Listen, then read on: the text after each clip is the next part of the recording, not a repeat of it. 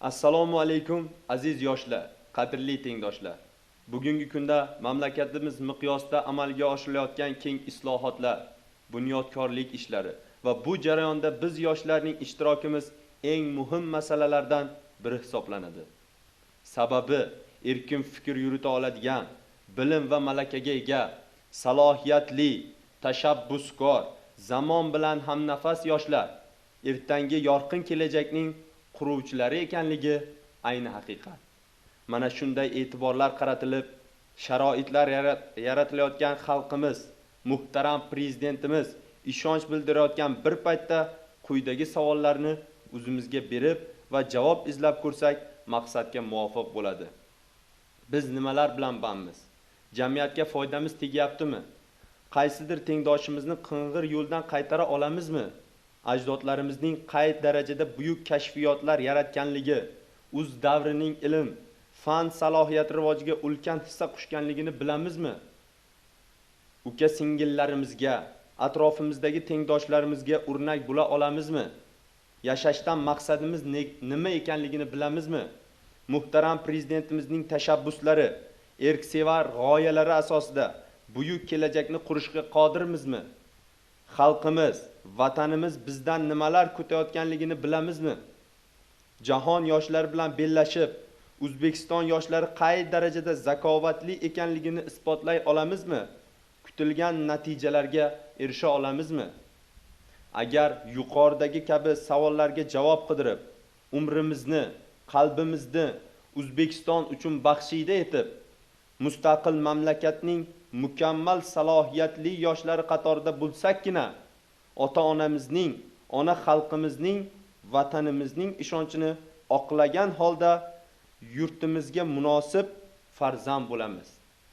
Muhtaram prezidentimiz bizning ma'naviyatimizni yuksaltirish va bo'sh vaqtimizni mazmunli tashkil etish bo'yicha muhim 5 tashabbusni ilgari surdilar. San'at, adabiyot, teatr sohalarida ijod qilib, madaniyatimizni keng tomir yoyishida xizmat qilayotgan, sport bilan hamnafas bo'lib, O'zbekiston bayrog'ini yuksaklarga ko'tarayotgan, zamonaviy texnika vositalaridan unumli foydalanib, davr bilan tengma-teng qadam tashlayotgan, kitob o'qib, tafakkurini boyitib, tinimsiz izlanayotgan, tumaris, bibixonimlarga mos tarzda ham ibosi, ham tirishqoqligi, mehnati bilan o'z soyasining yetakchisi bo'layotgan tengdoshlarimizning harakatlari, erishayotgan yutuqlari hammamizni quvontiradi va mana shu quvonch bilan katta maqsadlar sari katta qadamlar tashlashga yetaklaydi. Aziz yoshlar, yurtboshimiz tomonidan belgilangan 5 tashabbus, orzu maqsadlarimiz yorqin kelajagimizning 5 eshigi hisoblanadi. Mening fikrimcha, bu eshikdan umidi, intilishi yuqori saviyali yoshlargina o'ta oladi va harakat qiladi. Bugun yurtimizda adabiyot, san'at, madaniyat, teatr sohasiga yuqori e'tibor qaratilmoqda. Ona Farg'onamizdan yetishib chiqqan O'zbekiston xalq shoirlari Erkin Vohidov, Anvar Obidjon, Enaxon Siddiqovalarning qiymatli xazinalardan qimmat asarlarni o'qib ijod qilayotgan yosh ijodkorlar soni kundan kunga ortib bormoqda. Farg'ona shahridagi muhtasham teatrimizda namoyish qilinayotgan sahna ko'rinishlari yoshlar tafakkurini boyitish borasida negiz vazifani o'tamoqda.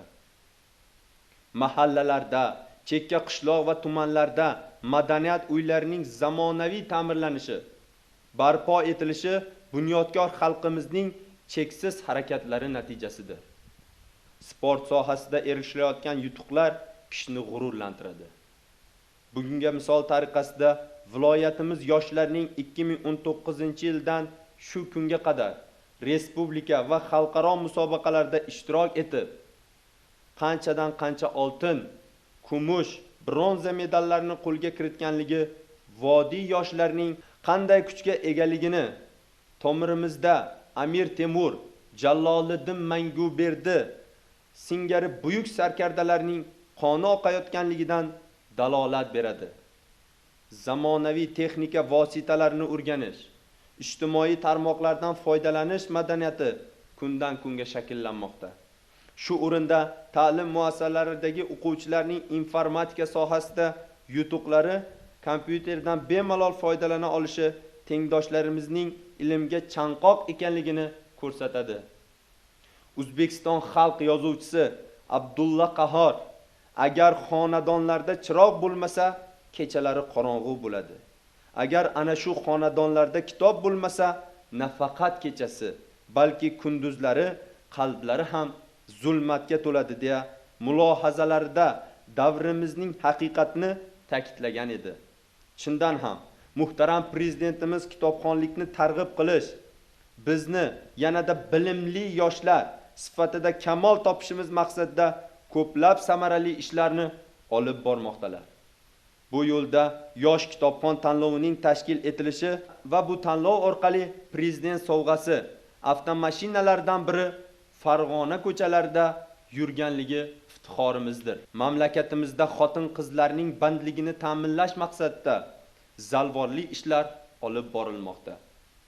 Birgina So'x tumani misolida aytamizki, tumanning Deyhay Vayron va Sarikanda mahallalarida faoliyat yuritayotgan tikuvchilik fabrikalarining ochilishi ayollar, qizlar baxtiyor bugunidan rozi bo'lib ishlashi ushbu tashabbus miqyosida tashkil etilayotgan ishlarning natijasidir.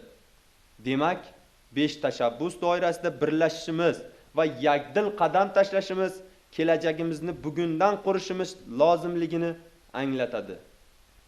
Joriy yil mamlakatimiz mustaqilligiga 28 yil to'ladi. Shu qisqa davr mobaynida erishgan yutuqlarimiz esa butun jahon hamjamiyatini lol qoldirmoqda. Xususan mahallalarimizning, shaharlarimizning obodligi, ta'lim muassasalarining zamonaviy holga keltirilishi, millatlar aro hamjihatlik, do'stlik rishtalarining ulug'lanishi, tadbirkorlikka yaratilayotgan shart-sharoitlarning kengligi, ajdodlarimizning muborak nomlari tiklanishi, mustabid tuzum davrida qoralangan jadidchilarning oqlanishi, bularning hammasi xalq farovonligi yo'lida qilingan islohotlardir. So'nggi 3 yil ichidagi bunyodkorlik ishlari muhtaram prezidentimizning chiqargan farmon, qarorlarining negizida odamlarning bugunidan rozi bo'lib yashashi ko'zda tutilmoqda. 2017-2021 yillar uchun ishlab chiqilgan harakatlar strategiyasi doirasida qanchadan qancha salmoqli ishlar amalga oshirilmoqda. Obod qishloq, yoshlar kelajagimiz davlat dasturlarining qabul qilinishi, oliy ta'lim muassasalariga qabul qilish imtihonlarida o'zgarishlar bo'lganligi insonlarning, ayniqsa biz yoshlarning o'zimizga bo'lgan ishonchimizni yanada oshirmoqda. Diniy bag'rikenglikni ta'minlash doirasidagi tadbirlar, O'zbekiston umumiy o'yimiz shiori har bir insonning yuragiga kirib bordi. O'tgan yili tashkil etilgan Qur'on 2018 musobaqasining tashkil etilishi butun dunyo musulmonlarga vatanimizdagi dinga bo'lgan e'tiborni qay darajada mukammal ekanligidan darak beradi. Farg'ona viloyati yurtimizning ajralmas bo'lagi, vodiy marvaridi hisoblanadi.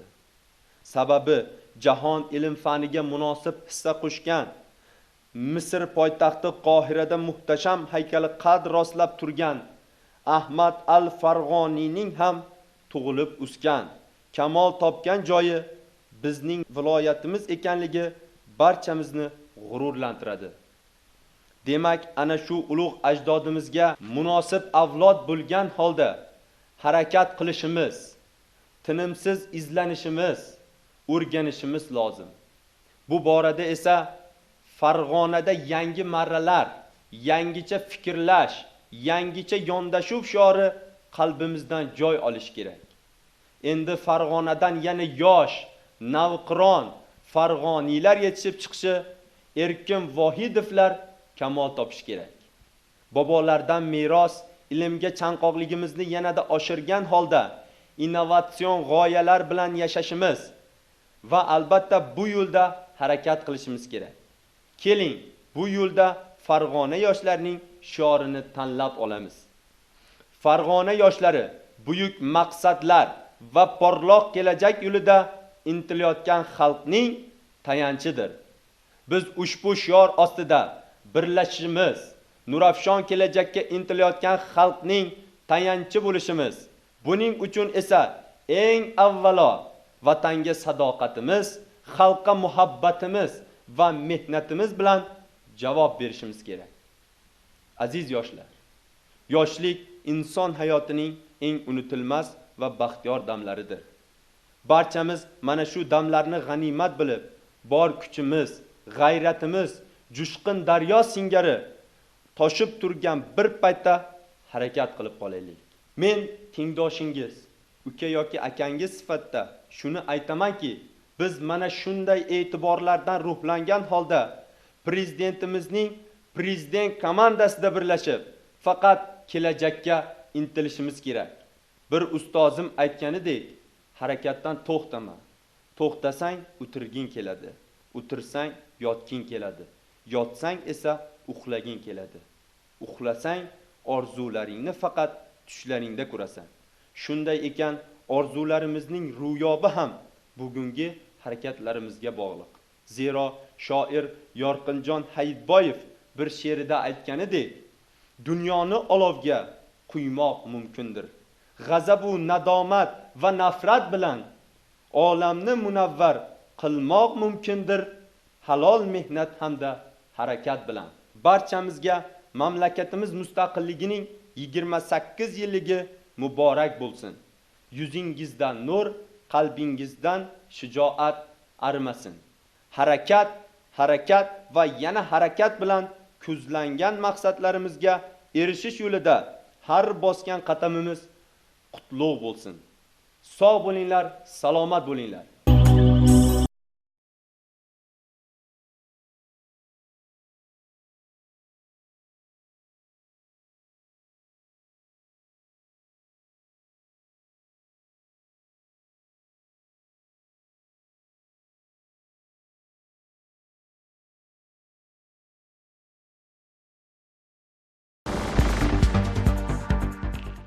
السلام علیکم. در نوار با خبر و رویدادهای هفته سپری شده ساده بخش خبری و تحلیلی هفته در استودیو با شما جهانگیر صابر.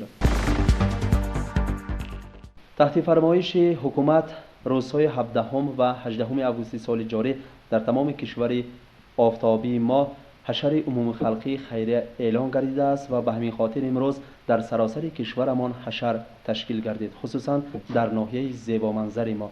گزارش نخستین ما از حشر عمومی خلقی ناحیه سوخ. حشر یکی از عنعنه‌های ملی خلق ما بوده. در زمانهای قدیم تمام کارهای بنیادکاری و آبادسازی توسط آن به سامان رسانیده میشد. بابایان ما برای بنیاد خانه استقامتی نیز حشر تشکیل می‌کردند و اهل محل در این کار فعالانه شرکت می‌ورزیدند. امروزها کارهای جمعیتی، آبادسازی محله، قبرستان و مسجدها توسط حشر اجرا کرده می‌شوند. در عرفه عید استقلالیت وطن با فرمایش حکومت روزهای 17 و 18 آگوست حشر عمومی خلقی خیریه اعلان گردیده است و امروز در محله و کارخانه و مؤسسه‌های تعلیمی و طبی ناحیه‌مان حشر تشکیل کرده شد. مقصد اساسی آباد ساختن منزل زیست میباشد، زیرا جایی که آبادی حکمران است، فیض و برکت نیز حکمران میگردد. گذشتگان به سبب نگفته که در جایی که آباد باشد فیض و برکت میشد.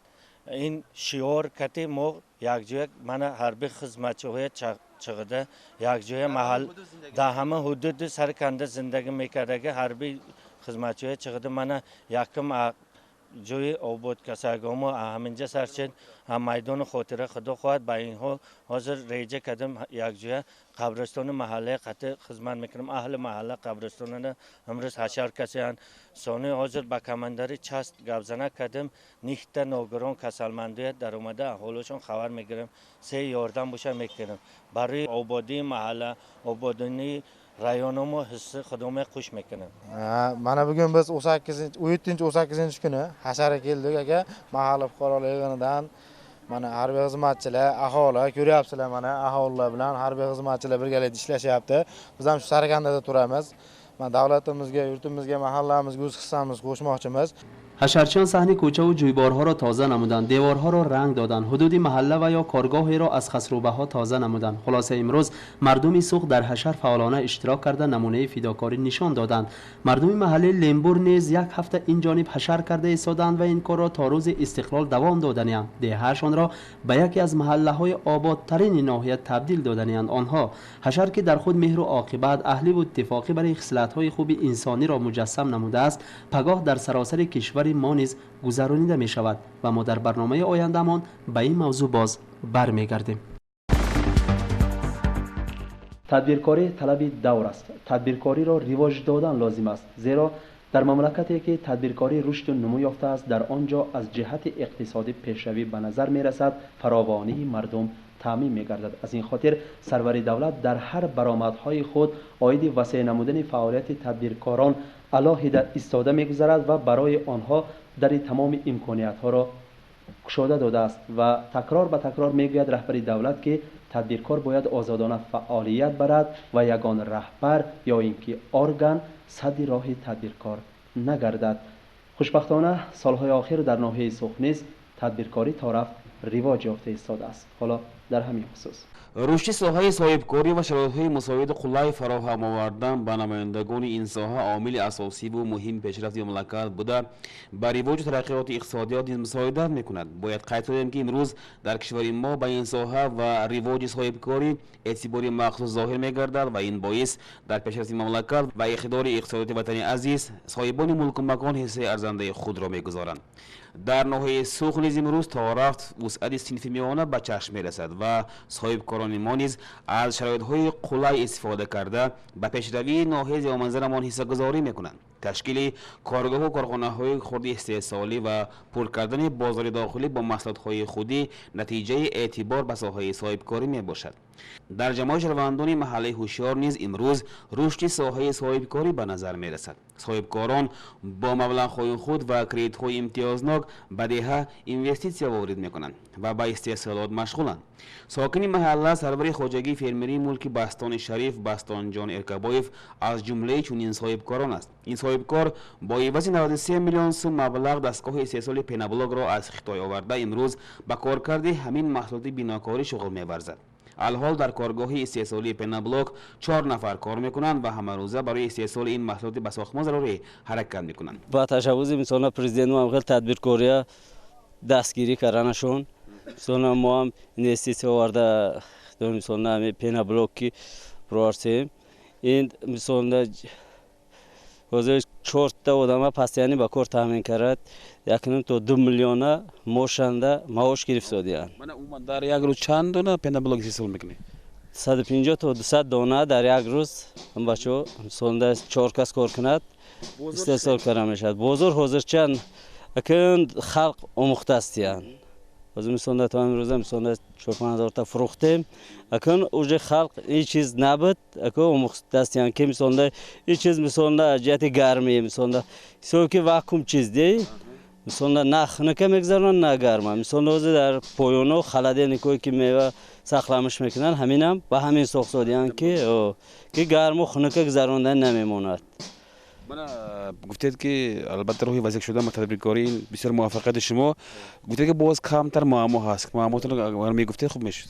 معما که موضوع همه در حدود فرمر مثلا خواجگی فرمری مثلا همیشه برای عرصه من خودتون دیده ایستاده که امکانی مثلا جای مثلا فراوان نیست جا تنگی کرساز مثلا واسه ما مثلا 400 تا 500 تا بلوک بروریم جای بلوک میریختگی نمونساز اول مثلا قبول خانه پرزیدنت مدیر مثلا اینو حاکم ناحیه اینا اگر یاردم میدادن خوب میشد. با مراجعت کردگی هوا آموخته ایستادن که مثلا جا جدا کردن میتیه مفته هوا میدادن با دیگر پلان بود و یورا زبار شدن ممکن مثلا دیگر سه تا دیگر مثلا پلاننده کارخانه هست و یا مثلا جا در کار مثلا جایی که شرایط مثلا این چیز با آب میشه مثلا آب مثلا هم شرایطش باشد حاضر مثلا نه شرایط تنگ اینجنده مثلا ما 400 تا 500 تا برآوردن بعد کلینت تو بردنش کار نشساستیه. امید میکنیم که البته همه حاکمیت ناحیه و مقابل خانه سروازی رسولیکم بیوسته با کاری معمولی تدبیرکار شغل می‌ورزد معمولی شما رو البته ما میرسونیم البته میکنیم که این طلب شما رو به طور مثبت حل میکنیم. رحمت. بینا به معلوماتی بابا جان ارکابایی وزن این محصولات نسبتاً سبک و نرخش نیز مقبول همگان است. امید داریم که سران حاکمیت ناحیه در حل معمای صاحبکاران کمکی عملی میرسانند و بازار داخلی ناحیه‌مان نیز با محصولات‌های 3 ساله خودمان پر میگردد و این نیز عامل مهمی فراوانی خواهد بود.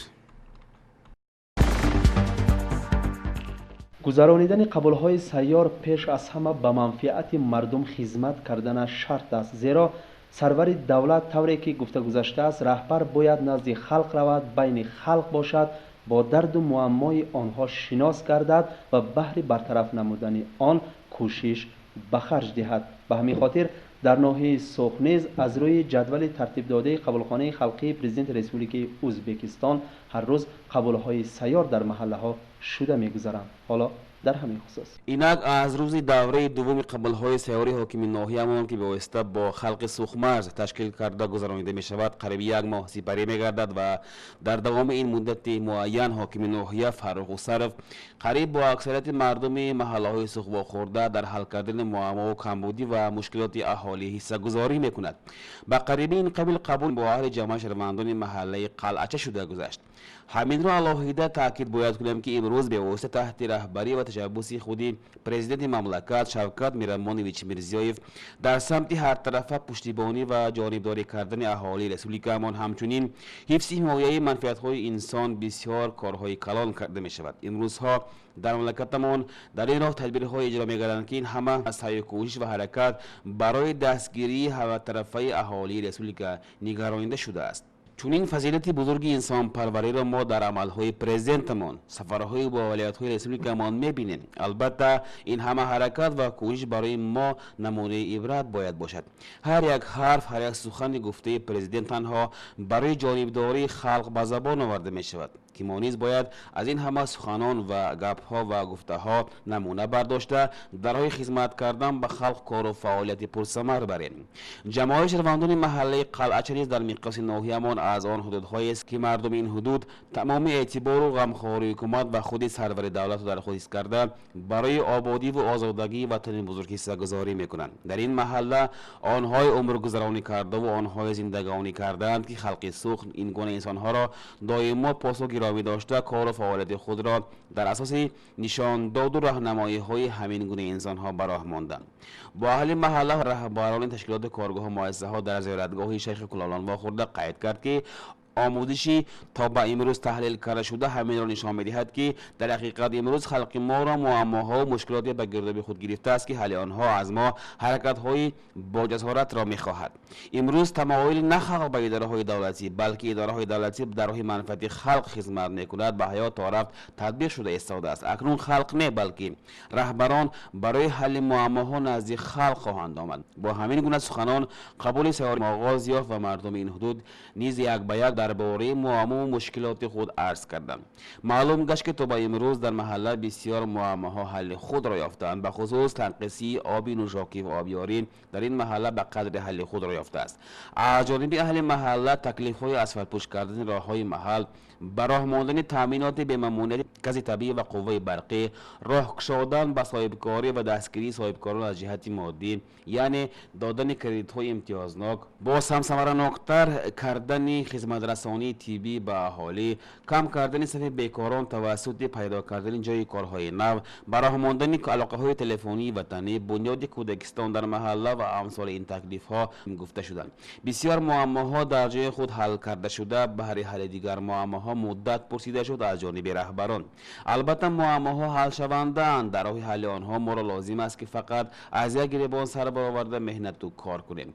قبول در دیگر محله‌های ناحیه دوام کرده ایستاده است که آید آن در برنامه‌های نوبتی معلومات خواهیم داد. بعد به سر قدرت آمدن پرزیدنت شوکت میرزیویف در ازبکستان دیگرگونی‌های کلی به عمل آمد.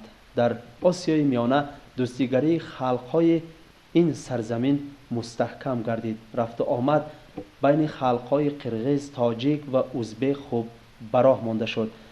و نتیجه همین می باشد که در عرفه عید قربان از جانب حاکم ناحیه بادکان رسولیک برادری قرقیزستان و مردم ناحیه همچون تحفه عیدانه 10 عدد گوسفند گسیلانیده شد تا که آن را قربانی کنند و مردم یکجای عید کنند. حالا در همین خصوص یکی از شرط اساسی خوش‌تباری و همسویگی این همدل و همتن بودن و به یکدیگر اظهار مهر و عاقبت کردن به حساب می رود. باید گفت که امروز توسط سیاست خلق پرورانه پرزیدنت مملکت شوکت میرمانویچ میرزیویف در ازبکستان در سمت روابط و همکاری با همسایگان نزدیک فضای مساعد صلاحیت و معتدل فراهم آمده است. در دوام یک چند مدت کوتاه ازبکستان با همسایگان خود روابط مستحکم دوستی به سازش رسانید و امروز این روابط و همسایگی تا رفت مستحکم و قوی می‌گردد. ناحیه ما که با رسولیک همسایه قرقیزستان همسرحد است می‌باید در این سمت نمونه عبرت باشد. باید گفت که بعضی نارسایی‌ها و مانع‌های سرحد به دوستی ما رخنه انداختن نمی‌تواند. به خلق ما عادت شده است که روزهای عیدهای سعید خلقی و ملی از همدیگر خبر گیرند و همدیگر را دستگیری کرده و با بهانه مبارکبادی عیدانه به هم باز هم نزدیکتر گردند. عید قربان نیز از جمله آن عیدهاست که خلق‌های ما را با همسایگان تا رفت نزدیک می‌کند و عامل مهم گسترش رشته‌های دوستی و همسایگی می‌گردد. من Batken rayonu Subaşı aile hükümetinin hükümet başçısı Qo'ziyev Xudoyberdi Erdalsovich.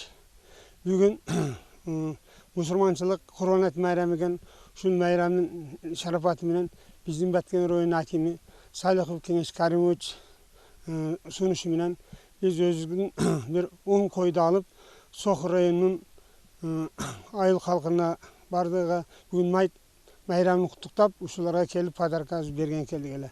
Şu bardık elge densoğluk alayım, tinçlik, amançılık bolsun. Mana iki prezidentimiz dost eken, biz dağı dostuz, ilem dostuz üzülbesin, tübölük olsun, bardık keldik kılıp durayla. Sev degende biz ata boğaz birge ösken, birge жүрген, toyuz bir boğan, suuz bir, mazarız bir degende bari bir boğan. Biz kula kalasa ömür boyu birgelikte yaşap kelgenmiz, iyi yaşayıveririz. روز قید عید قربان به ناحیه ما مهمانان از احوال صوفباشی رسولیک قرقیزستان تشریف آوردند و مقصد از این تشریف البته مبارکباد کردن اهل ناحیه به عید قربان بود. باید گفت که امروز همسایگان نیز به آبادی های ما با چشم هوس می‌نگرند و می‌خواهند که وطن آنها نیز همین گونه آباد و زیبا باشد. همین باعث حاکم ناحیه فرخ اوسرف مهمانان، رئیس حکومت احوال صوفباشی و رهبر فرم بارس اینترنشنال قرقیزستان را با خوشی قبول کرده آنها را برای تماشای جایهای با دقت سزاوار ناحیه هدایت نمود. مهمانان چون هر بار به ناحیه ما میآیند البته همین عملها را اجرا میکنند. از جایهای زیبای سوخمر سطح بلدی سران ناحیه دیدن میکنند. تماشای شعبه مدنیت ناحیه در مهمانان تاثیرات بسا کلان گذاشت. تعمیر و ریکنستروکسیون شدن این انشاءات تحفه مناسبی گشت به عید 28 سالگی استقلالیت و این نکته را مهمانان از علاهیده تاکید کردند. از آبادگری های ناحیه سوخ و عموما ازبکستان در هوس بودن خود را مهمانان علاهیده قید نمودند. باید گفت که مهمانان به ناحیه‌مان با دست خالی نآمده بودند. به حاکم ناحیه از جمله مهمانان رمز شورواداری آنها 10 سرمال ریزه یعنی گوسفند تقدیم کرده شد و خود همان روز این اهداها با عائله‌های نیازمند تقدیم گردید. آباد نمودن قبرستان و زیارتگاه ها یکی از عملهای ثوابترین به شمار می رود و به همین خاطر مردم ما همیشه برای آباد نمودن زیارتگاه و قبرستان ها مشغول می شوند، کمر همت می بندند و دیروز در محله آفتابرو نیز قبرستان آباد کرده شد و گزارش مخبرمان انور جان جوریف از آن کارهای آبادسازی. باید گفت که آبادی وطن آزاده و پاک نگاه داشتن مکان و مسکن آستانه خانواده که در آن عائله هستی دارد وظیفه اولین درجه هر یک شهروند، هر یک شخصی که در این سرزمین امور گذرانی دارد به حساب می رود. خلق ما از ازل با مهنت دوستی و مهنت قرینی خود صاحب آبرو و نفوذ گردیده. در این زمینه این قبیل خصلت‌های نجیب گذشتگانمان را امروزیان نیز به خود همچون میراث گرانبها گرفتند. قید کردن میباید که توفیل همین خصلت‌های نجیب آدمانه خلق سوخ شریف با آبادی و آزادگی وطن حصه ارزنده خود را میگذارند. در دوام سالهای استقلالیت در زیباترین کهن‌دیاری وطن سوخ بهشت آسا دیگرگونی‌های کلی بذرها برابر در سمت آبادی به عمل برآورده شدند. امروز سیمای زیبای سوخ هوس همه و هر کس را می‌آورد. ناحیه قشنگی ما روز تا روز قشنگتر و زیباتر می‌گردد. در زیر این همه روحیتی آبادگری و آزادگی خلق ناحیه می‌ایستد. این منظره هایی را که حالا دیده استادید در جمع شهروندان محله آفتاب رو جایگیر شده است و این بینای برهوا را محض اهل این محله و محله ینگریق در جایگی بنیاد کردند. مکان خاموشان قبرستان این محله ها در همین حدود جایگیر است و اهل این محله ها با آبادی این مکان آخرت بسا اهمیت خاصه می‌دهند، زیرا آباد کردن این قبل مکان‌های مقدس وظیفه اولین درجه هر یک کس به حساب می‌رود و عمل ثواب نیز و این عمل در درجه سیاست دولت قرار دارد. خود اهل این حدود در این گوشه زمستان سال سپریش بنگ کار کلان بنیاد نموده بودند. آغاز تابستان همین سال در شیپنگ سوختار به عمل آمد و ضرورتی از نو ساختن این مکان پیش آمد و واقعاً مردم این حدود برای از نو سازی شیپنگ با دل و جان و جد و جهد آماده گشتند. بینا به معلومات رئیس محله ینگریق عطا آقالیقف و رئیس محله آفتابرو عبدالوقاص جوری و همچنین یکی از سخاوتمندان این محله محمد جان مامجانوف برای از نو ساختن شیپنگ همگی 20 روز لازم شد و خلاص. محصولات های ضروری با مبلغ سخاوتمندانه خود خلق گردآوری شده و به مقصد از نو ساختن این انشاءات قریب 50 میلیون سوم مبلغ خلق این محله های این حدود مصرف گردید. البته این مال مابین یک محنده بتون شده برای استفاده سپرده شد. اساسی مقصد ما برای زیارتچی ها شرایط نقض بنیاد کرده دادن. البته ما امروز اومد اینجا زیارتچی ها هیچ دیگه قینمش نیست. اگر بازم کمتم اگر کمبود ها باشد بازم اینا برطرف میکنیم. البته این ساختمان من این عمارت برای بتون شویش یک ماه پس این خلق آقساقال ها عدسش کار میمگو آدم ها همه‌شون اینجا مهنت کردن. البته این کمک من مهنت کرده بتون شگیش نیست. البته من آقساقال ها همجنده سر برشده اومده مسئله شده دو دست دادن. اول دیگه عدسش میومگو ها من کار کردن، مهنت کردن، مبلغ گذاری کردن. این انا همین عمارت حشر راهش کرده بتون شد. همین حشر راهش کرده بتون شگی همینجا خدمت که مبلغ گذاری کردگی من همینجا برادر هم من از شهر ایرکوتسک از شهر اومسک سوده همون جنگ فرزندهای ما هم برای آبادان منم زیارتگاه مبلغ گذاری کردن. همشون تن جونشون الله ساخت کند، کارشون بکشایش دهد، خانه درشون همیشه الله تعالی تنجمانه برقرار کند. در مراسم تقدیمات این مکان مقدس اکثریت اهل محله پیران مستفیدان شرکت کردند و به هر این تدبیر متنطن نیز برگزار گردید. در تدبیر سخن کردگان پیش از همه آید دقت و اعتبار حکومت و خود سرور دولت به این گونه عملهای نیک و نجیب آباد ساختن و آزاده گردانیدن قدمجه‌های مقدس قوه بنیادکارانه و روح سازندگی خلقمان سخن کردند و قید نمودند که من بعد نیز در کار آبادسازی این گونه قدمجه‌های مقدس قوه و مبلغ خود را هرگز دریغ نمی‌دارند. در تدبیر حاکم ناحیه نیز حضور داشت و تاکید کرد که این عمل خیر و ثواب اهل این دو محله به همگان نمونه عبرت بودن و شدن میتواند. برای تحقیق کار خیر از جانب مستفیدان دعاهای نیک کرده شد. من اینجا یک آفت طبیعی ناخوشی شد. من خلقم و رحمت خرد کلان تا سفرنگ‌هاش دستگیری کرده. اول حالت حاضر کوشانه و گردانده ساخته. عید مناسبت عید قربان من همینجا خلق توپ کرده عید کرده سپردم. ما دویم انم بکنم امام محله ما دومل عبدالرسول هر در رئیس کتی ما خدمت تیاره. در آستانه عید 28 سالگی عید وطن این عمل خیر اهل محله های ینگریق و آفتابرو تحفه مناسبی گردید برای اهل این حدود. امید می‌کنیم و باوری کامل داریم که این کار ثواب خیرخواهانه برای عمل‌های سخاوتمندانه منبعده ینگریقیان و آفتابروگیان زمینی مهم آبادسازی و بنیادکاری‌ها به خاطر آینده نیک وطن عزیز مقدس ما می‌گردد. با عنوان تلویزیون سرخ آمدن مکتوب‌ها از جانب شهروندان مخلصان دائمی برنامه‌های تلویزیون سرخ دوام دارد و مکتوب نوبتی به ما از نام اصغر انبرزاد آمده رسیده است و مؤلف در مکتوب خود عرض منتداری به ایجادکاران تلویزیون سرخ نموده است و گفته است که برنامه مناسبت که در آن پرکرار ناحیه و مفتش ناحیه برآمد کردن خیلی پسندم آمد، چون که صحبت آنها پر به منفعت مردم بود. میگوید اصغر انبرزاد و حتی در این باره یعنی در آید برنامه مناسبت که در آن مفتش ناحیه پرکرار ناحیه برآمد کردند، یکی از فعالان صحیفه های اینترنتی ظاهر سلطان نیز فکرهای خود را نوشته گفته است که چنین صحبت ها البته به منفعت مردم می باشد و همین گونه صحبت های منفعت دار را بیشتر تهیه کردن لازم است، میگوید ظاهر سلطان.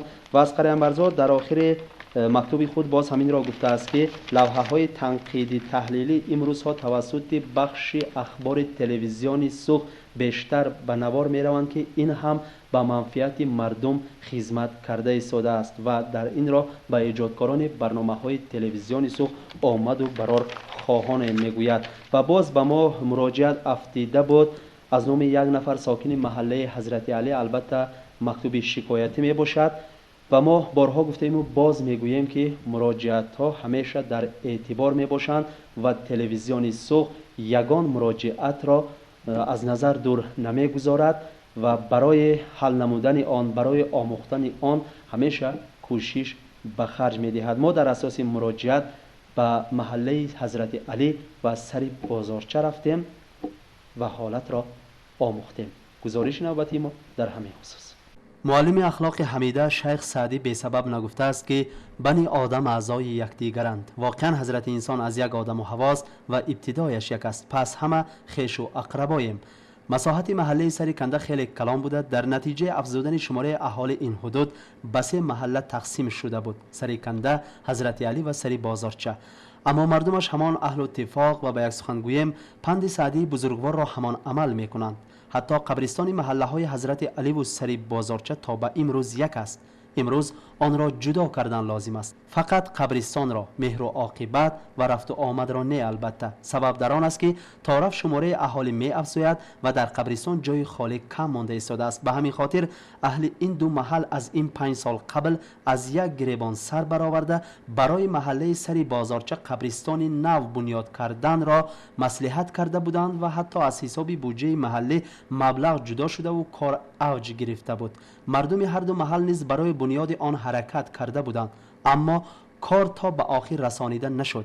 قبرستان نو از اعتبار دور ماند و امروز در حالت خیلی خراب می باشد. همه چیتش محکم کردن در کو محکم نکنیم اینجا ساگای اینجا سیل تراس کردن ما در کو دی طرفش به این طرف کته من اون طرف سیل تراس، چون که اینجا سیل اومد باز گور گودم گور کنم گروم برفتنش هم ممکنه. همون هی کرده چیتوش شلک بلوک کتی میزنه خلق یوردم میکند پاشکونا رسی پول گسیل میکنن گفته حرکت بود همون کور هم تو مونده برافت. قرار مانده های در دستم من گرفتم یک کنم گهتر زمین باید قبرستون با جلو کرد. این با 38 میلیون همه قبل برفتگی. اینا یک تا آدم سرمش کرده اینا سوکتوب کنش در کرده.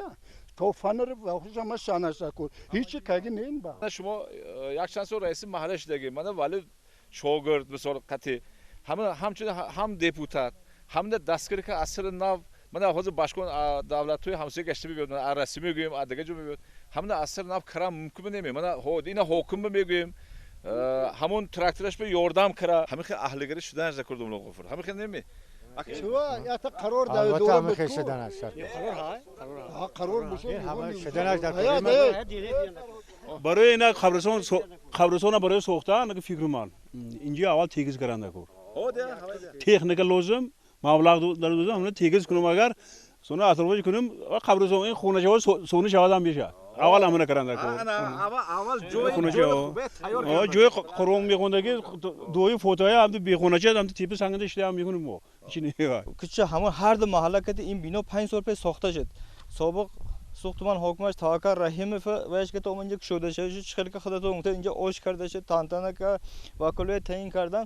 من همیشه نگفتم که الان درکتی الان درک مثلا چون بر به حق حالا گفتید همه آخرش جوش همینجا مرده الان اونجا که بروارده اونجا تگیس که اونجا اونجا گور میکنم تو گپ شده اونجا باغ نه اونجا تگیس که دو دگوجه 5 سال پیش شاگیده اگر همون 5 سال پیش برو ما همه یکتا واوشون موندگی اینجا گلشا میبرافت مثل که حضرت علی نوزا همه که عبودونگری وایس سید هم گلشا میبرافت. این فقط بی‌مسئولیت همون بعد از اینو برو ما برفتن دیگرو شده برا بی‌مسئولیت های که این تشنج خالب اومامون این پلو کماکان ابیجت 35 میلیون سوم پلو کماکان نکن حاضر این تشابوس من رئیسشون ولی جون اگرش تشبوس کنه ما بازم دیده نیستیم این چیزا اینجا مویم یاردام میکنم برای همینجا آباد کام مویم یاردام میکنم همون کار میگه یا تو سردارمون میکردی رئیس یا همون خطیانو اگرایی میرن کو آدم مونتون هم میکنه یک چیز حقیقتا من حالا به شما موضوع گفتن توری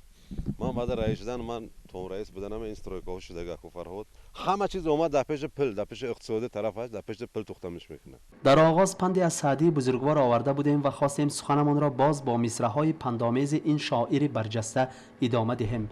به هر کار همت بسته گردد اگر خار بود گل دسته گردد. اهل هر دو محل به خلاصه آمدند که اگر از جانب حاکمیت ناحیه تکنیکه های لازمی فرستاده شود اهالی از یک گریبان سر برآورده به حشر می برآیند و کار نیمکاره را به اتمام می رسانند. باور داریم که حاکمیت ناحیه نیز مردم محله های مذکور را دستگیری نموده برای بنیاد قبرستان محله به اعتباری ظاهر نمی نماید. ما نیز به اعتبار نیستیم و البته به این موضوع باز برمیگردیم. بخش خبری و تحلیلی هفته دوام دارد و به عنوان تلویزیونی سوخ از طرف کالج پداگوژی ناحیه سوخ اعلان رسید با زبان دولتی که حالا همان را عیناً به شما خوانده می‌دهیم. سوخ پداگوژیک کالج 2019-2020 o'quv yili uchun umumiy o'rta ma'lumot va o'rta maxsus kasb hunar ma'lumotiga ega bo'lgan abituriyentlarni to'lov kontrakt asosida o'qishga quyidagi yo'nalishlarga qabul qiladi. Birinchi, maktabgacha ta'lim muassasalari tarbiyachisi 2 yillik, maktabgacha ta'lim muassasalarida yordamchi tarbiyachi 1 yillik, ixtisoslashtirilgan maktabgacha ta'lim muassasalarida tarbiyachi 2 yillik, ixtisoslashtirilgan maktabgacha ta'lim muassasalarida yordamchi tarbiyachi 1 yillik, jismoniy tarbiya yo'riqchisi 2 yillik, musiqa xodimi 2 yillik, axborot resurs markazi kutubxonachisi 2 yillik, ta'lim xizmatlari, tikuv trikotaj buyumlari ishlab chiqarish texnik texnologi 1 yillik, kompyuter injiniyeringi texniki 1 yillik, buxgalteriya hisobi va audit 1 yillik, elektromontor 1 yillik, maktabgacha ta'lim muassasalarida ovqatlanishni tashkil etish va xizmat ko'rsatish 1 yillik, maktabgacha ta'lim muassasalarida xo'jalik ishlarini tashkil etish 1 yillik, ish yurituvchi 1 yillik. شما می توانید برای معلومات‌های مفصل گرفتن به کالج پداگوژی اقتصادی ناحیه مراجعت نمایید. و در همین جا به بخش خبری و تحلیلی هفته حسنی انجام می‌بخشیم. خیر، سلامت باشید و با برنامه‌های تلویزیونی سوخت بمانید.